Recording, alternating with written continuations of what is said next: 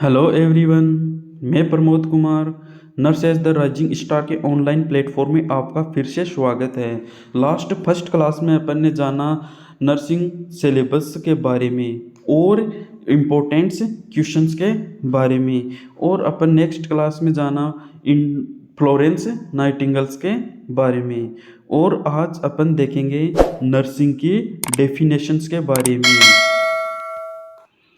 Nursing की definition में first अपन जानेंगे अकॉर्डिंग टू फ्लोरेंस नाइटिंगल से। फ्लोरेंस नाइटिंगल के अनुसार nursing is to bring the healthy and those who are suffering from disease to a condition for nature to act for preserving health, preventing disease and injury and to restore health and cure disease. It means nursing is to bring the healthy, यानी कि nursing जो लाई गई है या फिर nursing आप जिस person को दोगे वह पर्सन हेल्थी हो सकता है, and those who are suffering from disease, और वह डिजीज से सफ़र भी हो सकता है। यानी कि आप नर्सिंग केयर हेल्थी पर्सन को दे सकते हो एंड डिजीज से सफ़र है उस पर्सन को भी नर्सिंग केयर दे सकते हो। To a condition for nature, it means जब आप नर्सिंग केयर दोगे तो वह उस नेचर की कंडीशन के अकॉर्डिंग रहेगा। यानी कि जो नर्सिंग केयर दे रहे हो तो आप ऐसी केयर दोगे जिसके अंदर वह पर्सन वापस पहले वाले नॉर्मल कंडीशन के अंदर आ जाए, उसी नेचर के अंदर आ जाए जिस नेचर के अंदर वह पहले था। To act for preventing to act for preserving health, preventing disease और इंजरी। इट मीन्स प्रिजर्व करोगे आप हेल्थ को, यानी कि एक्ट कर रहे हो आप, कार्य करोगे preserving health, preventing disease and injury. Preserving का मीन्स ऐसी कंडीशन जिसके अंदर रिस्क फैक्टर भी ना हो, या फिर प्रिवेंटिंग डिजीज के अंदर रहेगा कि रिस्क फैक्टर है उसको आप रोकना। जैसे preserving health and preventing disease के अंदर डिफरेंस रहेगा कि एक 10 ईयर का चाइल्ड है एंड एक एडल्ट पर्सन है। आपको जैसे एडल्ट पर्सन टोबैको चोविंग है और 10 ईयर नॉट टोबैको चोविंग है, लेकिन आप यहाँ पे दोनों को यह बताओगे कि जो टोबैको आप यूज में ले रहे हो उससे क्या हो रहा है, कैंसर हो रहा है। तो ऐसी कंडीशन के अंदर जो टोबैको ले रहा है वह पर्सन टोबैको छोड़ देगा, जिस कंडीशन के अंदर क्या होगा कि उसका प्रिवेंशन हो जाएगा। और यहाँ पे ऐसी कंडीशन जो चाइल्ड्स है जो टोबैको की तरफ है जाएगा भी नहीं, यानी कि वहाँ पे रिस्क फैक्टर भी नहीं होने दोगे, तो वो हो गया अपना preserving health, preventing disease and injury. और आप इंजरी को भी क्या कर सकते हो, प्रिवेंटिंग कर सकते हो। And to restore health and cure disease. Restore health means यानी कि पर्सन डिजीज से सफ़र हो गया है, लेकिन अब आप ऐसी नर्सिंग केयर दोगे कि उसकी हेल्थ रिस्टोर हो जाए, पहले की तरह वापस आ जाए। एंड क्योर डिजीज, और आप क्या कर सकते हो, डिजीज को भी कंप्लीटली क्योर कर सकते हो। यह डेफिनेशन थी अपनी according to Florence Nightingale. Next definition अपनी रहेगी according to ICN, international council of nursing. ICN के according nursing is the unique function of the nurse that is to assist the individual sick और well in the performance of those activities contributing to health or its recovery or to peaceful death that he would perform unaided if he had the necessary strength, will or knowledge. It means nursing is the unique functions. Nursing क्या है, एक unique functions है, यानी कि एक मात्र ऐसा function है जिसके अंदर नर्सिंग वाला ही वह कार्य कर सकता है। Of the nurse that is to assist the individual sick और वेल, जिसके अंदर वह असिस्ट करेगा सिक और वेल का in the performance of those activities contributing to health it or its recovery, जिसके अंदर वह परफॉर्म करेगी ऐसी एक्टिविटी, या फिर अपन बोल सकते हैं वह कंट्रीब्यूटिंग करेगी ऐसी एक्टिविटी जिसके अंदर हेल्थ रिकवर हो। Or to peaceful death, peaceful death का मेन यहाँ पे रहेगा कि आप ऐसी नर्सिंग केयर दोगे, या फिर आप ऐसा पेशेंट है जो क्रोनिक डिजीज से सफ़र है, या फिर ऐसा पेशेंट जो सीरियस कंडीशन के अंदर है, लेकिन वहाँ पे भी नर्सिंग की यह रिस्पॉन्सिबिलिटी होती है कि वह उसको ऐसी केयर दे जिसके अंदर वह आराम से या शांतिपूर्ण उसकी डेथ हो सके। That he would perform unaided, यानी कि that he would perform unaided, unaided का मीन्स रहेगा कि वह ऐसा या फिर वह ऐसा कार्य करेगी जिसके अंदर वह किसी की हेल्प भी ना ले। If he had the necessary strength will और नॉलेज, यानी कि इफ हेड वह अपने नॉलेज के बेस के ऊपर ही वह पूरा कार्य करेगी। यह थी definition according to ICL, international council of nursing. फिर लास्ट डेफिनेशन अपनी रहेगी according to ANA, American nurse association.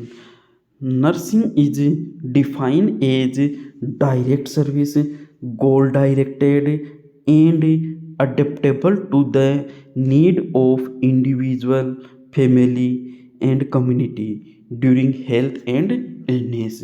यानी कि अमेरिकन नर्सिंग एसोसिएशन बोल रहा है कि nursing is defined as the direct service, यानी कि आप एक डायरेक्ट केयर दे सकते हो, एंड गोल डायरेक्टेड, या फिर आप इस पर्सन को गोल डिसाइड करके आप उसको केयर दे सकते हो, and adaptable to the need of the individual, और वह नर्सिंग केयर जो आप दे रहे हो वह अडेप्टेबल रहेगी किसके according, need of the individual, यानी कि आप जो नर्सिंग केयर एक सिंगल इंडिविजुअल को भी दे सकते हो, नीड ऑफ द फैमिली, एक पूरी फैमिली के अकॉर्डिंग भी आप नर्सिंग केयर दे सकते हो, and need of the community, या फिर ऐसी नर्सिंग केयर दे सकते हो जो पूरी कम्युनिटी को ही नीड है, यानी कि कम्युनिटी को ही नीड है। यानी जैसे इंडिविजुअल, सिंगल इंडिविजुअल की डिजीज़ आइडेंटिफाई करना और उसकी केयर देना, या फिर ऐसी प्रॉब्लम जो पूरी फैमिली सफ़र्ड है उसको आप केयर देना, या फिर ऐसी प्रॉब्लम जिसके अंदर पूरी कम्युनिटी सफ़र्ड है तो उस कंडीशन के अंदर भी नर्सिंग की रिस्पॉन्सिबिलिटी होती है, या फिर नर्सिंग अपना कार्य करती है ड्यूरिंग हेल्थ एंड इलनेस। और वह कार्य या फिर नर्सिंग केयर दे सकती है हेल्थ की कंडीशन के अंदर भी वह नर्सिंग केयर दे सकती है, और इलनेस की कंडीशन के अंदर भी वह नर्सिंग केयर दे सकती है। यह थी अपनी डेफिनेशन ऑफ नर्सिंग। और तीनों डेफिनेशन में अपन ने जाना कि जो आप हेल्थ केयर दे रहे हो वो केयर आप हेल्थी पर्सन को भी दे सकते हो और अनहेल्थी पर्सन को भी दे सकते हो, और ये तीनों डेफिनेशन हर एक नर्सिंग स्टूडेंट को मालूम होनी चाहिए।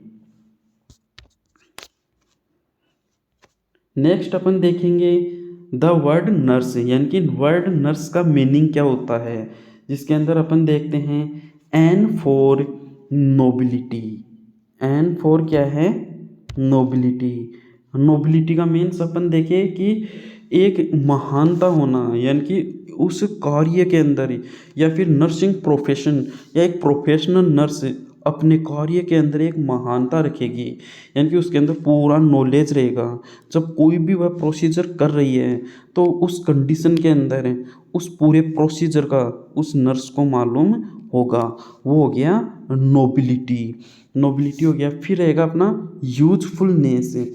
यूजफुलनेस का मीन्स होता है कि जो भी आप प्रोसीजर कर रहे हो तो उस प्रोसीजर का पूरा बेनिफिट उस पर्सन को या उस पेशेंट को होना चाहिए, वो हो गया यूजफुलनेस। या फिर अंडरस्टैंडिंग, यानी कि आप पेशेंट को समझ सको या पेशेंट आपको समझ सके। फिर आ गया अपना रेस्पॉन्सिबिलिटी। रेस्पॉन्सिबिलिटी का मीन्स होता है कि जिम्मेदारी, यानी कि जब पेशेंट आपके पास आ गया तो उस कंडीशन के अंदर यह आपकी पूरी रेस्पॉन्सिबिलिटी होती है कि उस पर्सन की आप केयर दो। वो हो गया रिस्पॉन्सिबिलिटी। फिर हो गया राइटिसनेस। राइटिसनेस का मीन्स होता है कंप्लीटली, पूरी ईमानदारी के साथ कार्य करना, राइटिसनेस। फिर हो गया सिंप्लिसिटी। सिंप्लिसिटी का मीन्स होता है कि नर्स को हमेशा एक सिंपल वे के अंदर होना चाहिए, बिल्कुल सिंपल रहना चाहिए। और सिंपैथी मीन्स नर्स के अंदर बिल्कुल दया भाव भी होना चाहिए, ऐसा नहीं कि नर्स पेशेंट को समझ ही न सके। फिर रहेगा एफिशिएंसी। एफिशिएंसी का मीन्स रहेगा पूरा कंप्लीटली क्षमता, यानी कि जो भी प्रोसीजर करने की उसके अंदर क्षमता होनी चाहिए, न झिझक हो, न उसके अंदर झिझक हो, और पूर्ण कंप्लीटली उसको नॉलेज होना चाहिए, वो हो गया एफिशिएंसी। और लास्ट में अपन देखते हैं कि द नर्सिंग, जो नर्सिंग वर्ड है वो न्यूटेर से लिया गया है, लैटिन वर्ड है और न्यूटेर से लिया गया है, जिसका मतलब होता है न्यूट्रिशन देना। फिर अपन जानेंगे principle applied to the nursing procedure. Nursing procedure के अंदर कौन कौन से प्रिंसिपल है, उसके अंदर अपन देखते हैं। फर्स्ट प्रिंसिपल रहेगा अपना सेफ्टी, सेकंड रहेगा therapeutic effectiveness, comfort, use of resources, good workmanship and last individuality. इसके अंदर अपन देखेंगे फर्स्ट सेफ्टी।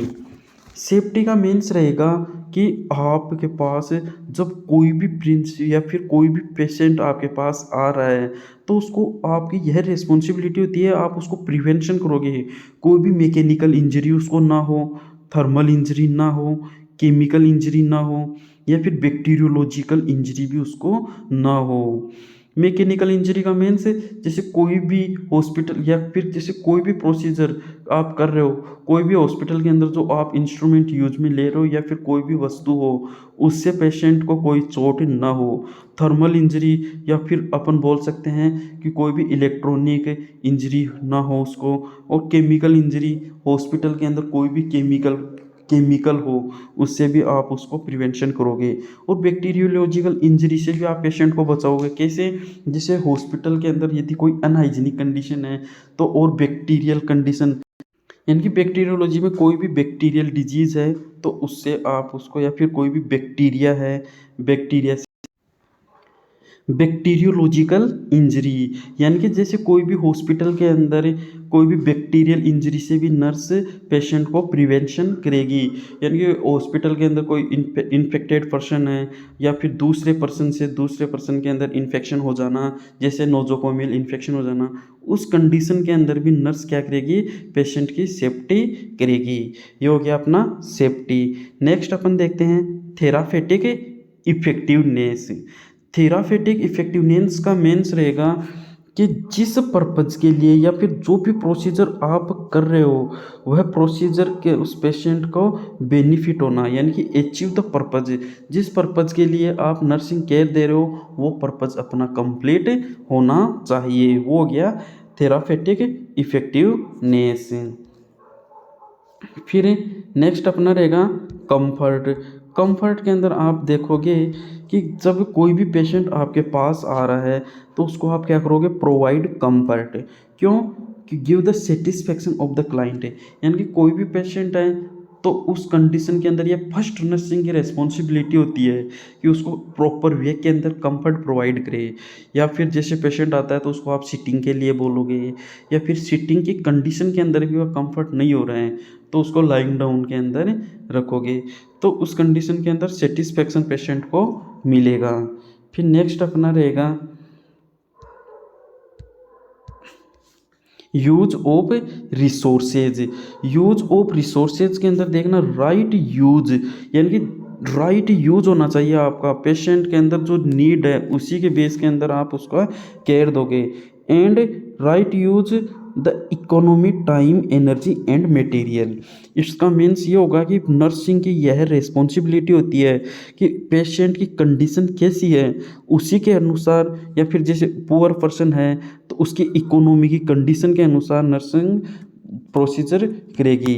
इकोनॉमी, टाइम और टाइम का भी नर्स क्या करेगी, ध्यान रखेगी। ऐसा नहीं कि प्रोसीजर के अंदर नर्स उस टाइम के अकॉर्डिंग वो प्रोसीजर कंप्लीट नहीं कर रही है और उस टाइम के का उसको मालूम ही नहीं है कि यह प्रोसीजर के अंदर कितना टाइम लगना चाहिए।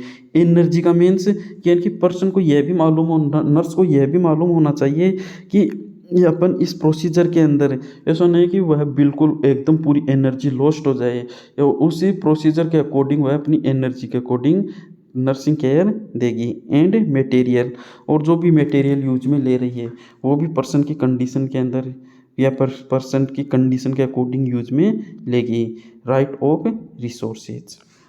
फिर नेक्स्ट अपन देखते हैं गुड वर्कमैनशिप।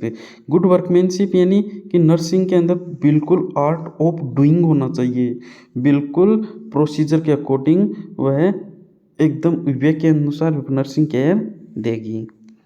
फिर नेक्स्ट इंडिविजुअलिटी। नेक्स्ट इंडिविजुअलिटी के अंदर अपन देखें